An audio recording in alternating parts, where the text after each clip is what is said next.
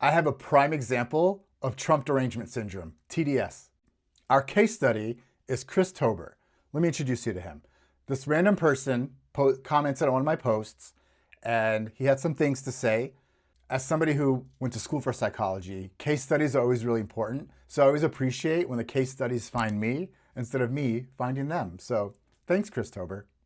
Now, for reference also, he's one of those people who believes that Donald Trump is completely innocent of everything and anything and every allegation he called unverified and unsubstantiated. Those are the terms that he used numerous times. But one of the things that he said to me, if you look at the very top, he said, so you're saying Epstein victim Virginia Giuffre is lying when she said Trump did nothing wrong and was not involved in the Epstein crimes? I just said, no, I believe the survivors. I believe Virginia Giuffre when she said she was sexually assaulted by Jeffrey Epstein. I believe Sasha Riley when they said they were sexually assaulted by Donald Trump. And I believe Katie Johnson, who said that she was sexually assaulted by both Jeffrey Epstein and Donald Trump. And then if you look at the response down below, one of the things he said was, because I was trying to make the point that not every victim was attacked by Trump. There were women and children that Trump did assault and didn't assault. But in his mind, he said, yep, I believe the survivors who claim Trump was never involved in the Epstein crimes. To which then I responded, if you look in the middle there, I said, but you don't believe anyone who claimed Trump assaulted them. Why would they lie? And then he said, people do lie because of their hatred for Donald Trump. And I said, well, why would these people lie and put themselves through all of this?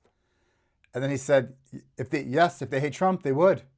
And I kept asking him, think about what would motivate Ghislaine Maxwell to say that Donald Trump wasn't involved. What about Bill Clinton? He shared what he shared at that hearing. Maybe he knew, maybe he didn't know. Other victims did say that Trump sexually assaulted them. And none of these things invalidate those allegations against Donald Trump. And look what he said. No victims have said Trump sexually assaulted them. That's fucking deranged to make that kind of claim. But let's understand him first. Let's go back to him. I put on my psychology hat for this one and I realized he's so beholden to Donald Trump because he associates with being homeless and then finding a home with voting for Donald Trump. That's why he's so beholden to him.